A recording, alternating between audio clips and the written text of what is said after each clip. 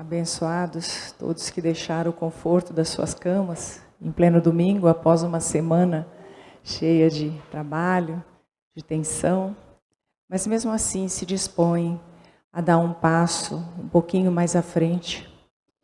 E eu acho que nisso consiste a nossa caminhada para a evolução. O que nós podemos comentar hoje é a respeito do saneamento que podemos fazer em nossa vida. No passado, a humanidade foi acometida por diversas pestes. Peste negra, gripes arrasadoras. Muitas delas sendo desencadeadas pela ausência do saneamento básico. E isso acabava impossibilitando, em algumas situações, o convívio em sociedade e o isolamento dos indivíduos nas suas casas ou em lugares específicos, por exemplo, como o Vale dos Leprosos. Graças aos avanços na área da ciência, incontáveis estudos primorosos, foram desenvolvidos no sentido de permitir que a água cristalina chegasse em nossas torneiras. E aí o foco de várias doenças desapareceu. E nós passamos a ter, então, a convivência em sociedade. E isso possibilitou um avanço do conhecimento, um avanço moral. Muitas vezes desavenças se estabeleceram, mas a humanidade mais cresceu do que se perdeu. Isso foi possível graças, então, a um saneamento da melhoria das condições de vida da sociedade. E de lá para cá nós estamos vendo avanços impressionantes. A medicina, com novos medicamentos preciosos, que prolongam e muito a vida. Conversava há pouco com a Rosalinda, minha mãe infartou 6 vezes e há 30 anos toma uma média de 30 comprimidos diários, rigorosamente, e não está com disposição nenhuma de encontrar Jesus tão cedo, graças a Deus. Então, nós, cuidando da nossa saúde, tomando o medicamento da forma como deve ser tomado, nós vamos prolongar a nossa vida por muito tempo, porque os avanços que são permitidos por Deus nosso Pai são bênçãos nas nossas vidas. Hoje está muito mais fácil viver com as comunicações. Antigamente esperávamos 15 dias por uma carta e mais 15 dias para dar uma resposta.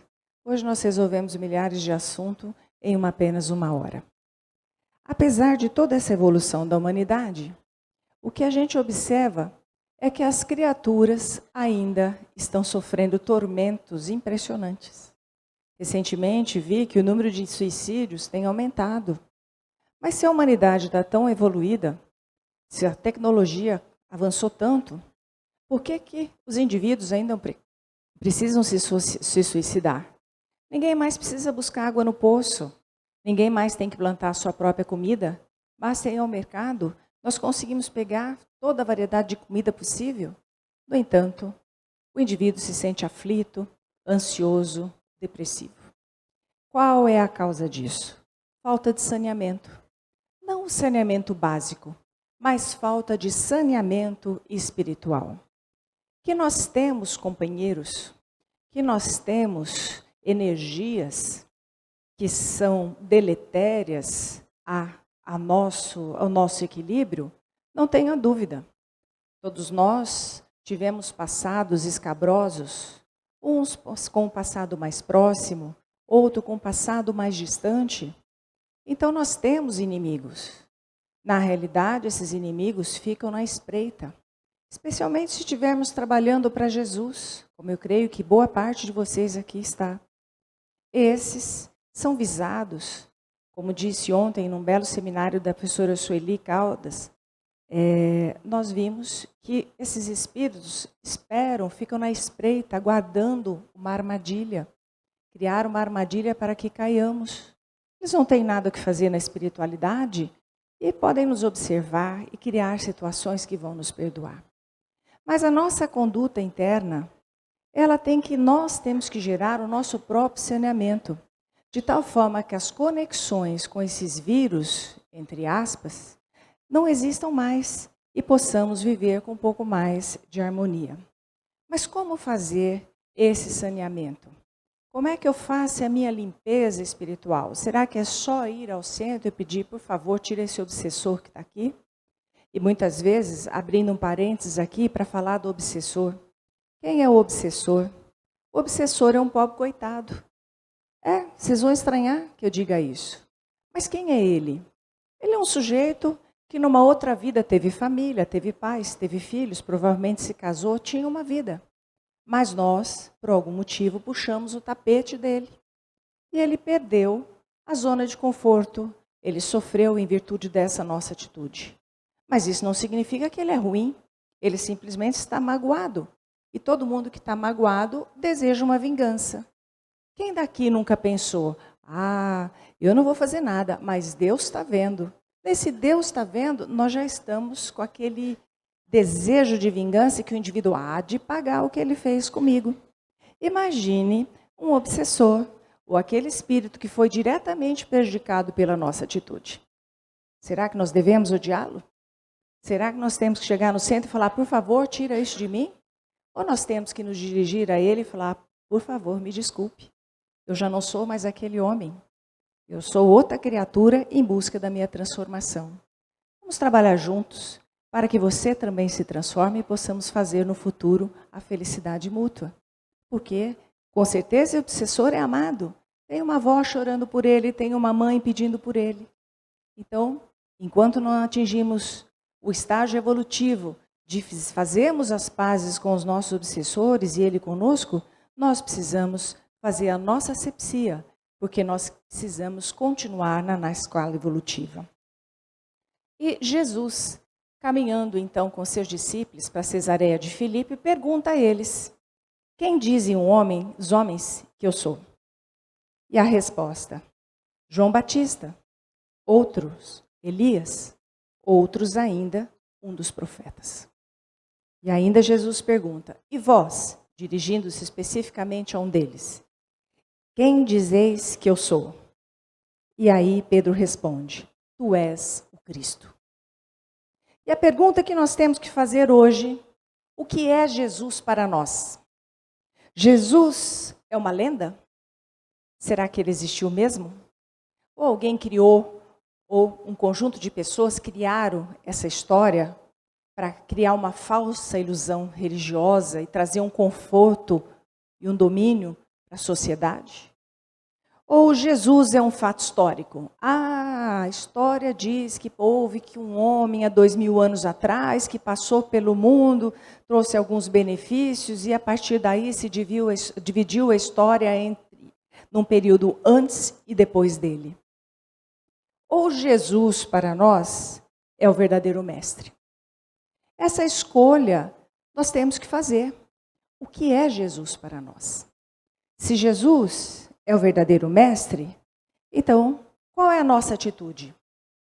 O que estamos fazendo com a nossa conduta perante o Cristo?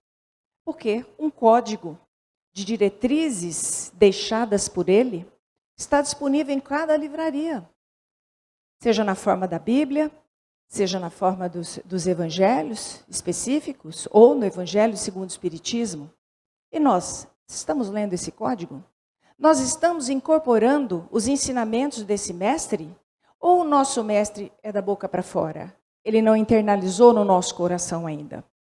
Mas se Jesus é o nosso mestre, nós temos que conhecer alguns dos ensinamentos básicos que ele trouxe. E à medida que nós vamos conhecendo esses ensinamentos, e podem ficar tranquilos que eu não vou falar de todos, nós vamos incorporando esses ensinamentos e mudando a nossa vida. Primeiro deles, bem-aventurados os puros de coração. Você já conhece aquele ditado, o que os olhos não veem, o coração não sente. Quem daqui conhece esse ditado? Eu sempre ouvi falar nisso. O que os olhos não veem, o coração não sente. Às vezes você vê uma coisa que desagrada, ai, que dor no coração, que aperto, não? Então, existe uma relação direta entre olho e coração, pela expressão popular. E aí, qual é a relação entre olhar e o coração? Bem-aventurados puros de coração. São aqueles que olham o outro com olhos de pureza, que veem não o lado negativo, as qualidades. Agora há pouco conversava com uma amiga e ela dizia, eu gosto muito de uma pessoa, e a esposa dele me falou, mas ele é muito bravo. Ela respondeu, não, eu vejo as qualidades. Vejo o lado bom, não quero conhecer o lado ruim. Esse é um olhar puro, é um coração puro. Normalmente, quando nós conhecemos uma pessoa, seja um namorado, seja uma pessoa do nosso círculo pessoal ou no trabalho, e essa pessoa tem as qualidades que gostaríamos de ter, nós nos encantamos com ela, nos apaixonamos por ela, no sentido amoroso e não no sentido amoroso também, e ficamos envolvidos e enaltecemos essa pessoa, colocamos a pessoa num pedestal e dizemos, fulano é o cara, certo? E aí você se encanta. Você se encanta por uma imagem que você cria. À medida que você começa a conviver com essa pessoa, nossa, mas não era bem isso que eu pensava. Olha, mas que pessoa sacana. Não é nada daquilo que eu imaginava. E aí o nosso olhar vai mudando. O nosso olhar de pureza, quando a pessoa não atende às nossas expectativas, que são falsas expectativas. Essas expectativas não são a nossa realidade, a realidade do outro. Nós a criamos. E quando o sujeito não se encaixa na nossa expectativa, a decepção chega. Daí começa o casamento a desandar, o relacionamento do trabalho não fica bom. E aí nós vamos ficando irritados com a pessoa. Ficamos irritados, a pessoa passa a ser o culpado da nossa felicidade. Nós passamos a discriminar a pessoa, isolamos do nosso círculo e, a partir de então, passamos a difamar muitas vezes essa pessoa, levantar os seus pontos negativos. Então, o nosso coração não está puro nesse momento. O nosso olhar não é mais um olhar de pureza, é um olhar de juiz. E passamos a julgar essa criatura. Mas quem somos nós para julgar? E muitas vezes, quando nós julgamos no outro, nós temos um defeito muito maior, ou fazemos coisas piores daquilo que estamos julgando. À medida que nós julgamos, nós começamos a nos contaminar espiritualmente, porque há aqueles companheiros que nós não estamos vendo, que acabam botando fogo nessa fogueira, e a gente entra num ciclo de perturbação. Então nós temos que cuidar um pouco do nosso olhar. Mas às vezes é difícil conviver com essas pessoas. E nós não temos como escapar. Então a gente conhece, namora, né? Se encanta com aquela pureza, acha que é aquilo que nós queremos, nos casamos. Depois que junta a escova de dente, a coisa complica, certo?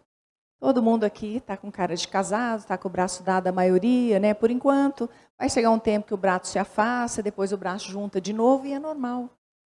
Jesus, ele forneceu para nós leis morais que nos falam sobre Deus, sobre a imortalidade da alma, de como a gente tem que se relacionar com os nossos irmãos, de como a gente tem que melhorar o nosso espírito. Mas Jesus, ele nos forneceu leis civis, leis de relacionamento. E uma delas, por exemplo, é não se colhe em uva de espinheiros. O que Jesus estava querendo dizer com isso? Não se colhe em uva de espinheiros, porque há espinheiros na terra. E nós não vamos colher uva deles, então vamos deixar de esperar a uva desse espinheiro. Ou nós somos o espinheiro e não estamos prontos para dar uva, ou o outro é um espinheiro e também não está pronto para dar uva. Então, se esperarem uva de nós, vai ser difícil o relacionamento, e se esperarem uva do outro também. Então, nós precisamos entender que existe uma diversidade de espíritos encarnados na face da Terra. Cada espírito, no início da humanidade, fez uma trajetória evolutiva. O único que fez uma trajetória vertical foi Jesus. Do resto, nós estamos numa trajetória transversal, mais rápida ou menos rápida, dependendo das escolhas que fazemos. Então, reencarnam conosco pessoas que ainda são espinheiros, Nós vamos encontrar 2 videiras no nosso círculo familiar, mas a maioria é espinheiro, que nós semeamos espinhos nesses corações, ou que ainda estão num estágio que precisam conviver conosco para aprender alguma coisa. E nós não precisamos esperar muita coisa dessas pessoas. Porque se formos esperar, não há relacionamento que sobrevive e não existe paz nessa casa. Então nós temos que aceitar as limitações. Porque há algumas encarnações, Jesus tem mostrado que Jesus tem mostrado que nós devemos respeitar o livre-arbítrio. Por quê? Cada um tem o direito de escolha. Escolhe aquilo que quer por si. Alguns vão escolher a doçura, terão caminhos mais suaves. Outros vão escolher a ira, terão caminhos mais tortuosos. Mas todos chegaremos à perfeição um dia. Quem é que mais evidenciou o livre-arbítrio na face da terra? O nosso mestre, Jesus. Por quê? Quando é que ele fez isso? Quando ele aceita, quando ele não cobra Pedro por tê-lo negado várias vezes. Ainda Jesus, quando vai socorrer Maria de Magdala, ele não a condena, ele simplesmente a socorre. Então a critica. E ainda, Jesus, quando diante da dúvida de Tomé, ele não se agasta, ele não se irrita. Porque Tomé fala, eu só creio se eu colocar o dedo nessa ferida para ter certeza que é o mestre. Após a sua ressuscitação, e ele se apresenta aos seus discípulos. Jesus não se incomoda com isso e expõe a ferida para que ele pudesse tocar. Ainda, quando ele vai, no momento crucial da sua vida, fazer a sua prece, se preparar para o que há de vir, os seus companheiros dormem. Em momento nenhum ele falava, acorda, vocês não vão ficar comigo, onde é que já se viu, que companheiros são vocês? Ele simplesmente se recolhe e entende o estágio em que estavam os seus companheiros. Ainda, quando ele aparece para Paulo, ele não aparece na condição de julgador, daquele que o perseguia, na forma de Estevão, inicialmente Estevão, depois Ananias, mas ele aparece e abraça Paulo na condição de amigo.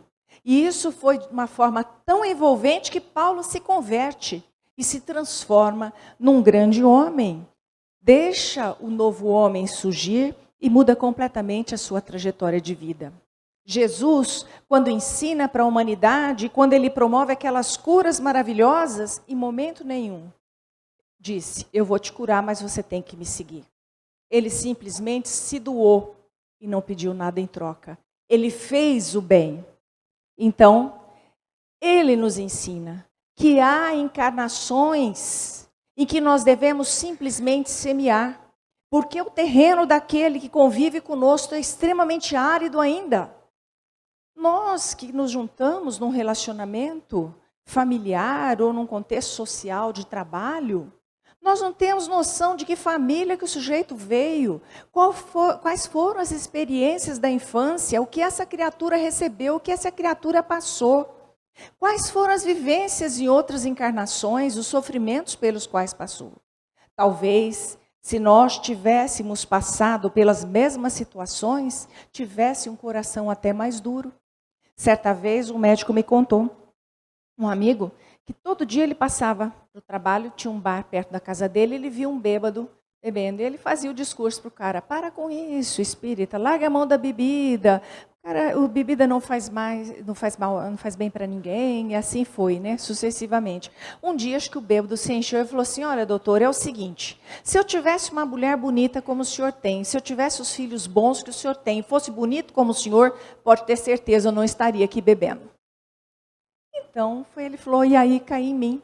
E eu fui refletir que se eu tivesse passado por tudo aquilo que o sujeito passou, talvez eu tivesse um comportamento pior. Então, nós temos que semear em alguns terrenos, o coração de filho que não responde às orientações e segue caminhos totalmente tortuosos, coração de marido, coração de esposa, vamos semear. Será que vai brotar nessa vida? Talvez não. Porque às vezes a encarnação é somente de sementeira e o tempo virá com o sofrimento, com a dor, vai irrigar esse solo de lágrimas e aí a semente frutifica. Porque nesse momento, para essa vida, para essa situação, a nossa função é de semeador. E aí, temos mais um ensinamento de Jesus que nos ensina a fazer a asepsia espiritual. Bem-aventurados pacíficos.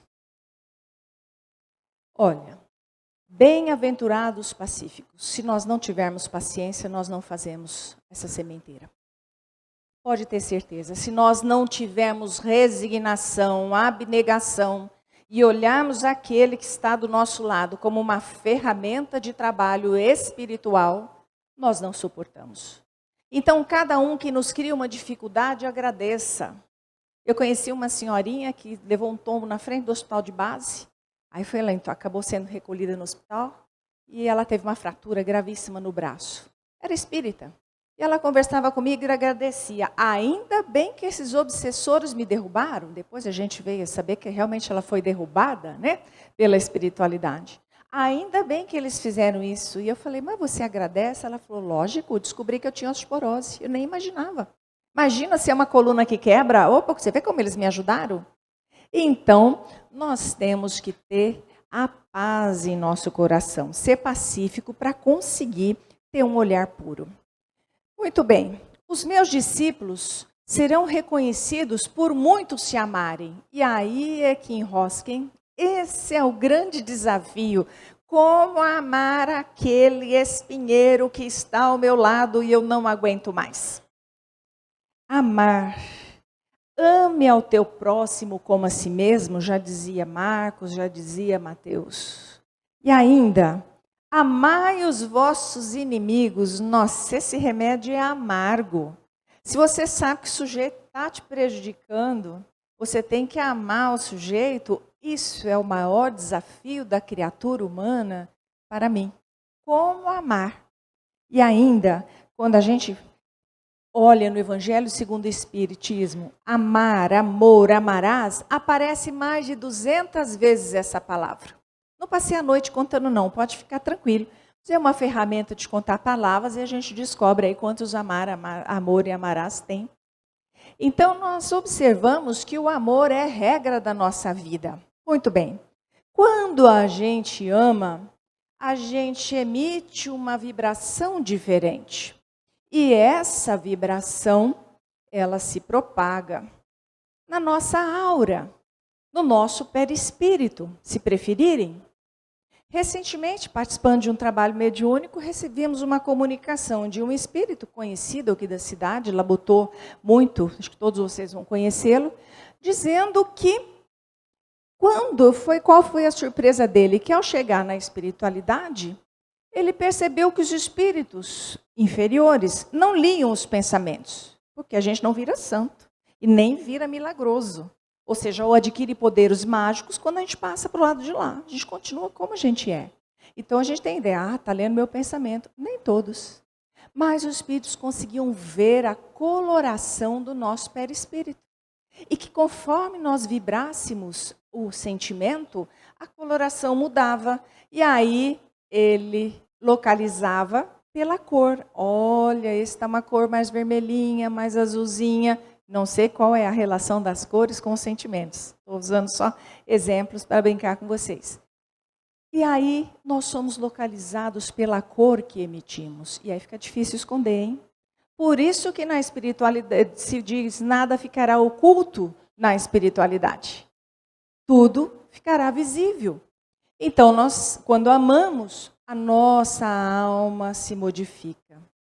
E quando a nossa alma se modifica, o nosso perispírito vira diferente, fica com uma cor melhor, o nosso anjo da guarda põe uma placa luminosa na nossa cabeça.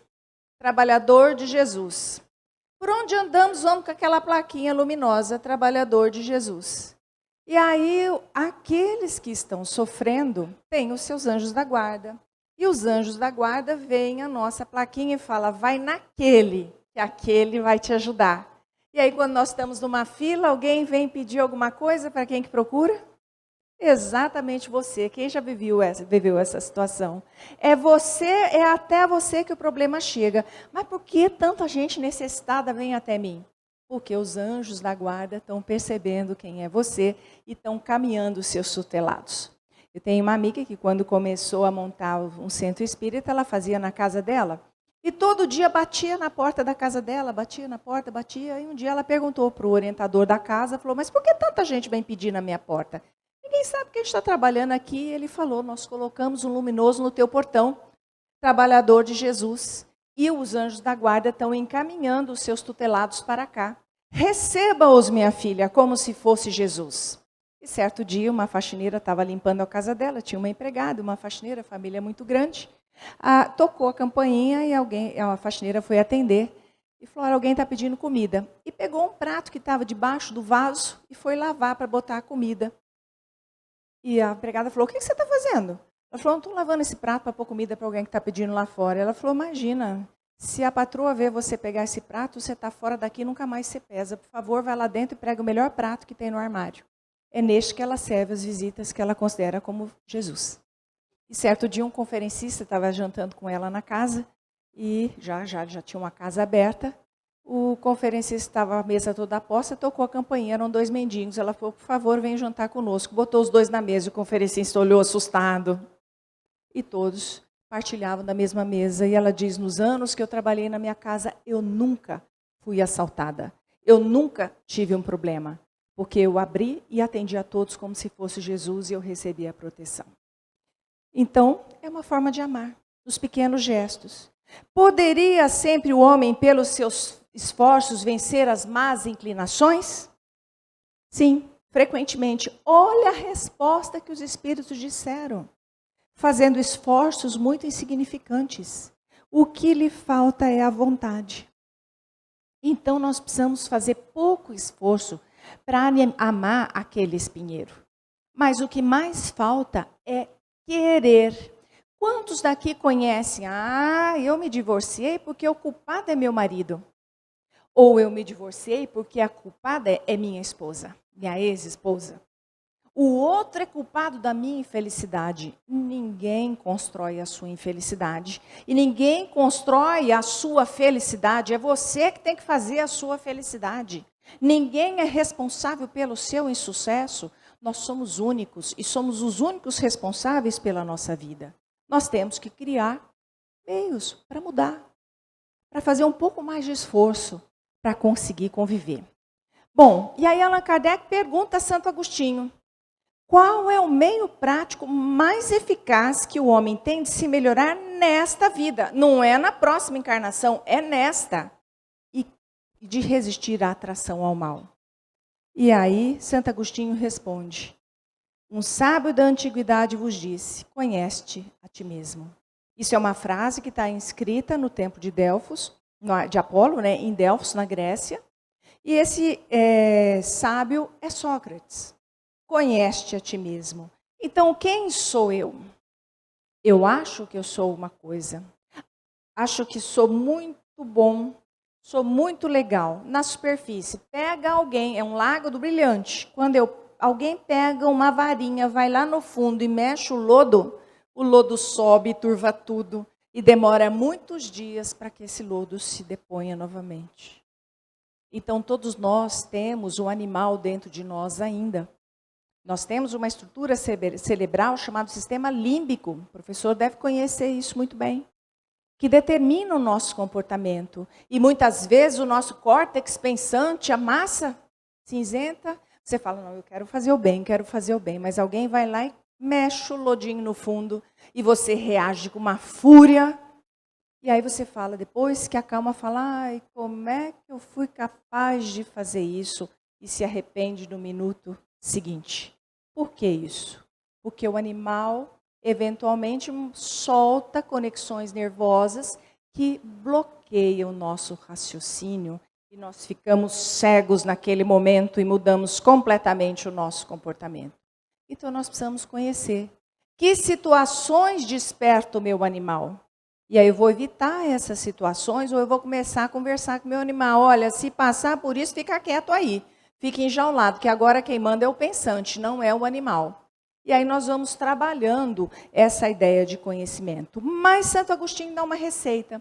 Perguntai-vos diariamente, no final do dia, o que fizestes e com qual objetivo agistes em tal circunstância. Ou seja, por que é que eu fiz aquilo? Qual era o meu objetivo? Ainda, analise se você fez alguma coisa que vai censurar no outro. Então, se eu fiz isso, eu não posso criticar no outro. Ainda, se eu fizesse alguma coisa que eu não pudesse comentar ou confessar. Se fazemos alguma coisa que deve ficar escondido, que ninguém pode saber, não faça. Não faça, que não vai dar certo. Você vai colher as consequências dessa escolha. Ainda, se aprovesse a Deus me chamar nesse momento, reentrando no mundo dos espíritos, onde nada é oculto, eu teria que temer algo diante de alguém? Então, se eu tiver alguma coisa para esconder, não devo fazer. Por último, examinais o que podeis ter feito contra Deus, contra o vosso próximo e contra vós mesmos. E aqui nós temos 3 leis. A lei do amor a Deus acima de todas as coisas. Ainda, nós temos a lei do amor ao próximo. Ainda nós temos a lei do amar a si. É importante que a gente se ame, que a gente se cuide do corpo, que tome os medicamentos da forma como devem ser tomados e prescritos, começando e terminando o tratamento de acordo com a orientação médica, porque se assim o fizermos, a medicina, que é uma bênção de Deus, manterá o nosso corpo por muito tempo e permaneceremos aqui. Ontem veio uma conferencista espetacular nessa casa dar um seminário sobre mediunidade. Quando eu olhei esse salão que hoje está repleto, eu observava o salão vazio e constatou uma teoria que tenho, que Jesus está com problema de mão de obra. Por quê? Porque hoje, para a gente conseguir uma mão de obra qualificada que se dedique sem pagamento, é a coisa mais difícil. Pagando já é difícil. Imagine sem pagamento, e Jesus conta com mão de obra qualificada sem pagamento. Será que ele tem esse pessoal disponível? Quando eu vejo a propaganda da evangelização aqui no centro, eu fico muito feliz. Estamos preparando mão de obra para Jesus. Jesus conta conosco. Só isso. E se nós deixarmos a terra muito cedo, com quem ele vai contar? Há muita coisa para fazer nesse mundo de Trump e de coreano ainda, gente. Tem muita tarefa pela frente. Não duvidem disso. Então vamos nos cuidar, vamos preservar a nossa saúde, vamos nos amar, para que a gente possa viver longos dias sobre a face da terra. Vamos aprender alguns exercícios para amar. Primeiro, tem que entender. E essa não é uma característica do ansioso. Quem já viveu essa situação? Que vai falando uma coisa, o outro já corta e fala, não, porque é isso. Nem terminou de ouvir o que o outro tinha para falar, já fez um pré-julgamento, já atravessou o caminho e já condenou o outro. Você está com segunda intenção. Quem não viveu essa situação? Então nós temos que segurar a nossa ansiedade e ouvir o outro. Entende primeiro, porque se não fizermos isso, nós vamos colocar o carro na frente dos bois.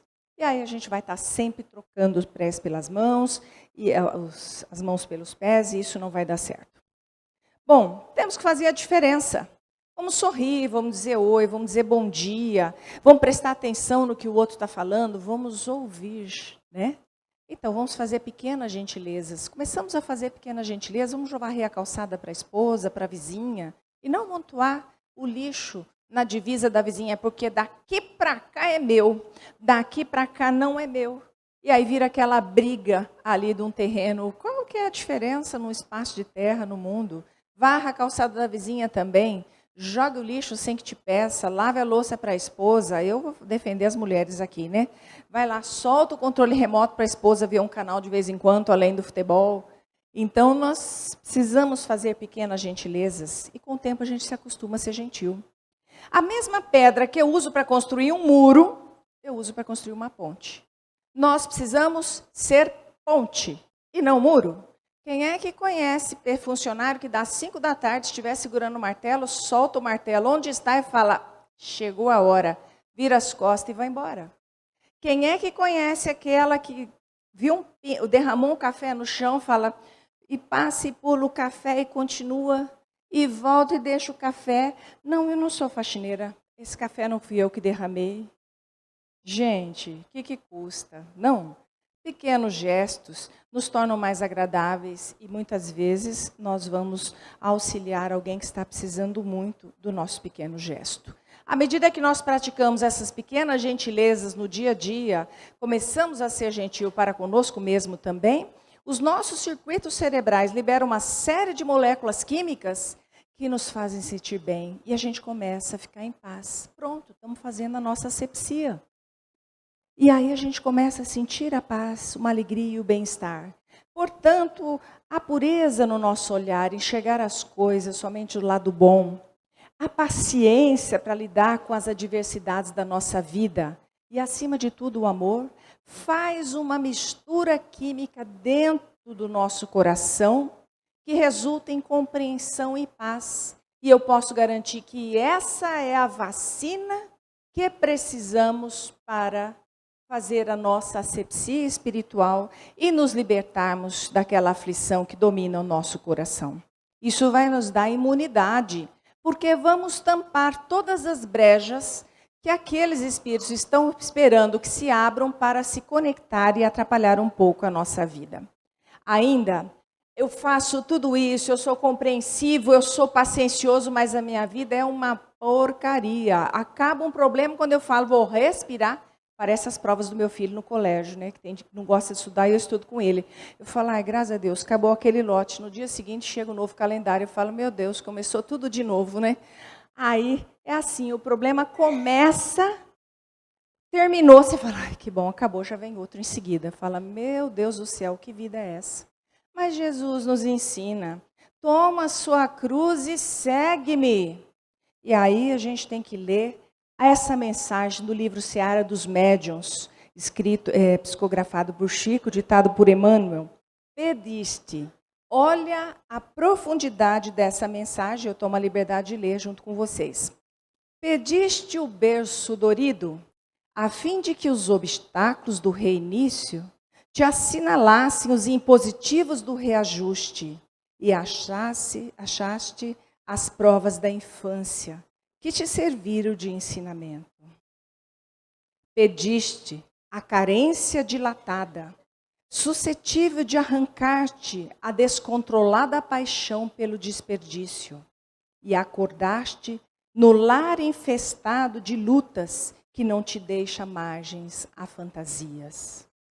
Pediste recursos contra a vaidade que te petrificavam os sentimentos no orgulho, e detiveste a condição social torturada e difícil que te obriga a entesourar obediência e conformação.